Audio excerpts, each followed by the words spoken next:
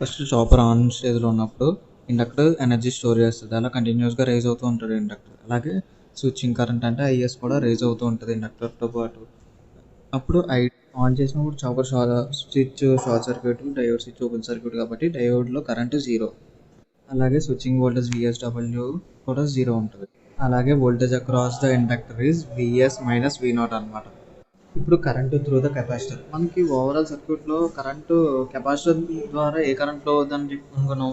Ripple current కెపాసిటర్లో flow అవుద్ది. Average current ఏమో లోడ్లో ఫ్లో అవుద్ది కదా. సో అలాగే రిపుల్ కరెంట్ ఫ్లో అవుద్ది అనమాట. రిపుల్ యొక్క మినిమం ఏంటంటే మైనస్ డెల్టా IL/2, మ్యాక్సిమం ఏంటంటే డెల్టా IL/2 అనమాట. ఇందులో ఏరియా అండర్ ఐసీ కర్వ్ ఏంటంటే డెల్టా క్యూ అనమాట charge. And starting between two intervals మధ్య టైం పీరియడ్ ఏంటంటే T/2 అంటే DT/2 నుంచి DT నుంచి DT ప్లస్ T/2 అనమాట.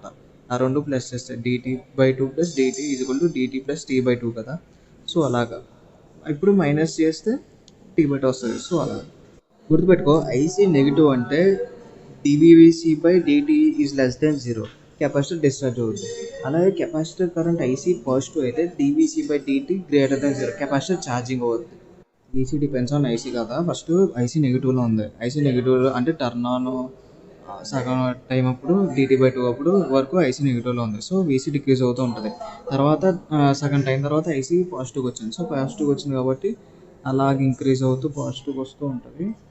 అండ్ ఎప్పుడు అలా ఇంక్రీజ్ అయ్యి ఐసీ ఎక్కడైతే జీరో అవుద్దో అక్కడ ఇది పీక్కి వెళ్తుంది అనమాట. ఇంకా జీరో తర్వాత ఐసీ డిక్రీజ్ అవుద్ది కాబట్టి VC కూడా అలా డిక్రీజ్ అవుతూ వెళ్తుంది. ఇది టీ ఆఫ్లో ఏం లేదు. ఇండక్టర్ డిశ్చార్జ్ అవుతూ ఉంటుంది, డిక్రీజ్ అవుద్ది. ఇంకా ఐఎస్ స్విచ్చింగ్ కరెంటు జీరో అయిపోద్ది. Diode open circuit short circuit అవడం వల్ల డయోడ్లో కరెంట్ ఫ్లో అవుద్ది టీ ఆఫ్ ఉన్నప్పుడు. అండ్ స్విచ్చింగ్ వోల్టేజ్ విఎస్డబ్ల్యూ కూడా విఎస్ ఫ్లో అవుద్ది. And VL load voltage minus